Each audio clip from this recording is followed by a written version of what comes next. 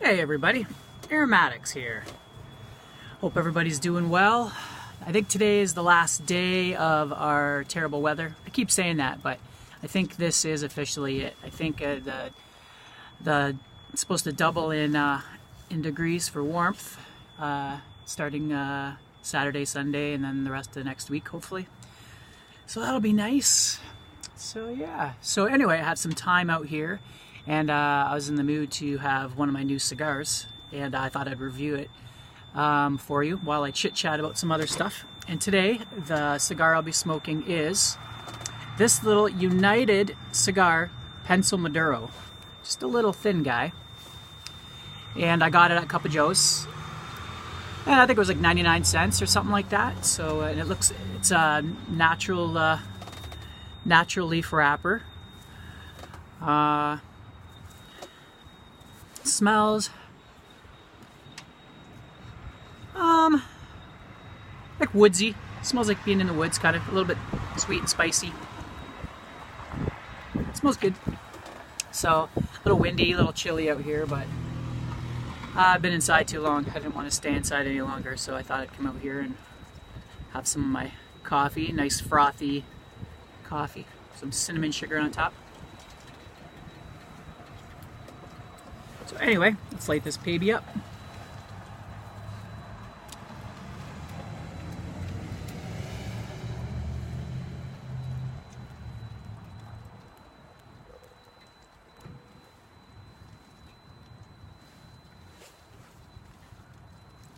Definitely don't have to toast these little guys.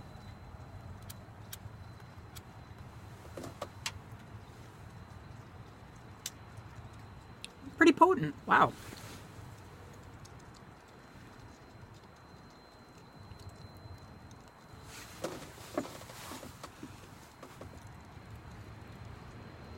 Spicy. It's got a nice bassy taste to it.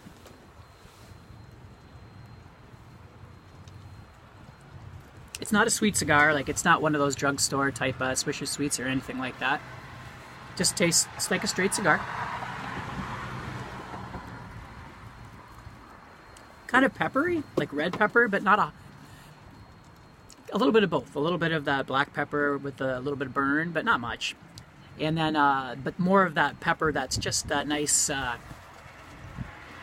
pepper, just a spiciness, tingle on your tongue.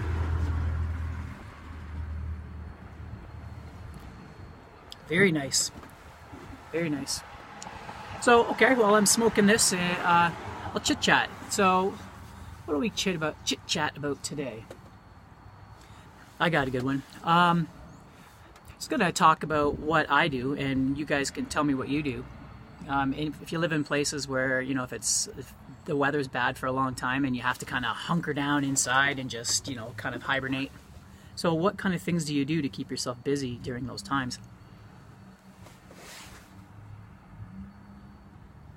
I will definitely be ordering a handful of these next time for sure.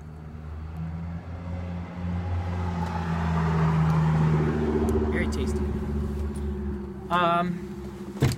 So anyway, so things that I do.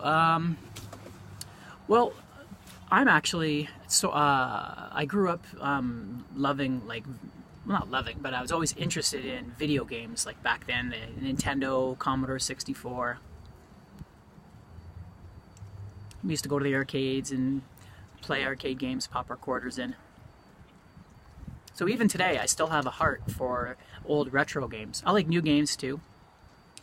But, and I go through spurts where sometimes I'm playing, you know, the newest stuff, and then, but lately, for the longest time, I've been just replaying, or not replaying, but playing a lot of old classics, especially point and clicks. Now, point and clicks, I don't know if some of you don't know, are old adventures, sort of. Well, there's different kinds. There's like the old King's Quest games, there's Secret of Monkey Island games, Maniac Mansion, Zach McCracken on the Commodore 64. And what those games are like is you just have a character and you're in whatever world you're in, and you just have to go around and click on puzzles and solve, you know, the mystery that is the game that you're playing. Like say in Maniac Mansion, your three kids are your there's a teenage girl that was kidnapped when she went into this old, scientist's kind of mansion, and so you, your boyfriend, and two other characters which you choose have to go into this mansion and rescue her. And say one of the puzzles would be how to get into the house. Well, if you lift up the carpet, you'll find a key. So then you can put the key in the lock. And then it's those kind of adventures. And it's sort of like a book or a story, but you're actually involved in it. So lately I've been playing a bunch of old classics. Like I've been playing an old one, Zach McCracken. I was playing one called, what's it called? Well, I just beat Monkey Island, The Curse of Monkey Island.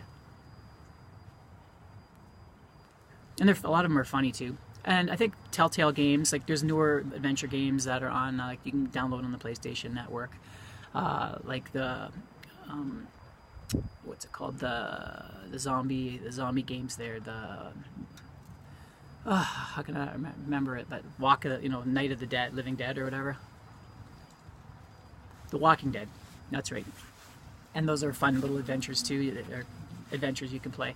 So I enjoy that kind of stuff where you can just make it, just kind of turn the lights down and get your coffee on and just sit there and play at your own pace. You're not in a hurry. You can just settle in.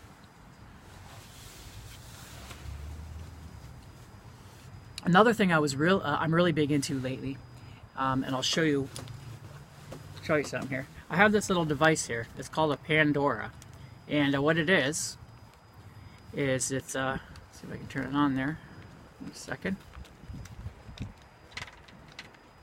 One second. If you can see, probably not, but it's basically a little laptop gaming device that fits in your pocket. Like it has everything. It has Android, runs off Linux, and it's got like joystick controls and a keyboard. So I can play any game and it emulates games from like the old Commodore VIC-20, Nintendo, Super Nintendo, Dreamcast, PlayStation, and I have like tons of games on there, and I can take it with me wherever I go. But what I've been using it for lately is things called text adventures. Now they've been making text adventures since the beginning of video games. And my ash just fell off, but it's been nice and straight. Burning really nice. It's small. To be expected, it's going to burn good. Get back to the cigar just for a minute, because it is a cigar review.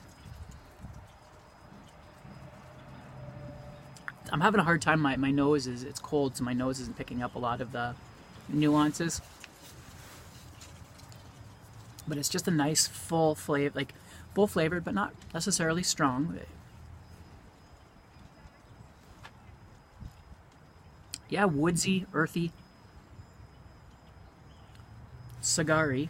I can never understand how to explain just that essence of a cigar. Every cigar has that cigar taste, and it has that. Some cigars that I don't like actually have a lot less of that. I like a cigar to have a cigar taste, and then on top of that you can have your woods and your leathers and stuff like that, right? But I have had cigars that just taste like grass, or nothing. I'm not a fan of those.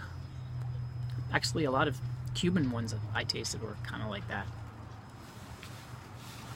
So anyway, ooh, I got a nice little, really earthy hit there. So anyway, yeah, text adventures. So what text adventures are is I enjoy reading books, but what a text adventure is it's like reading a book, but you're involved. It's not choose your own adventure. It's more of a point-and-click adventure, but you don't see any graphics. And if you're a fan, there's every kind of topic available. Like, there's as many games as there is books almost. You can just get any kind of type of text adventure game, and you can play them on any kind of system on your computer. Detective games, mystery games, horror games. But a couple I've been playing are influenced by H.P. Lovecraft, and the one I'm playing is about this little girl who her grandmother takes her to this sort of like a camping ground type thing in somewhere down south, and there's just cabins and stuff, and she's not sure why she's there.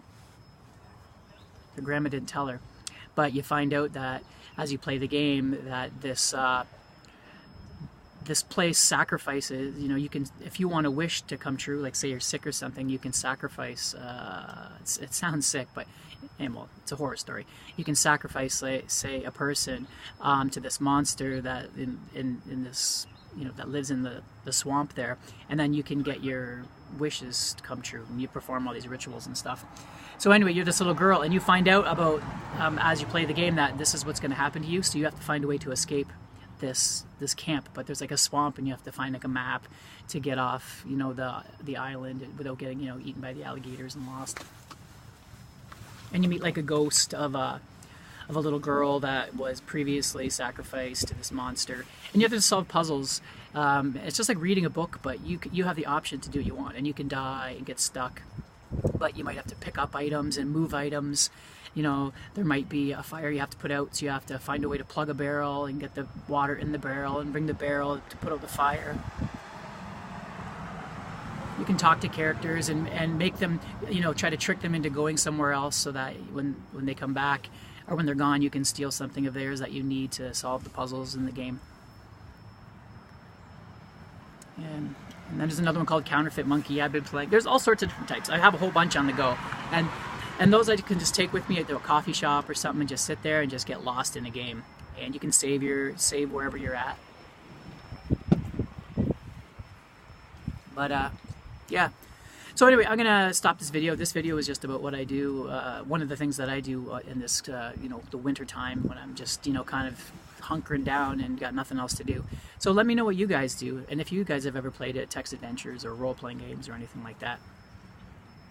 So I'll continue this cigar review, and we'll talk about some more stuff in another video. So I'll see you guys in a little bit. Aromatics, signing out.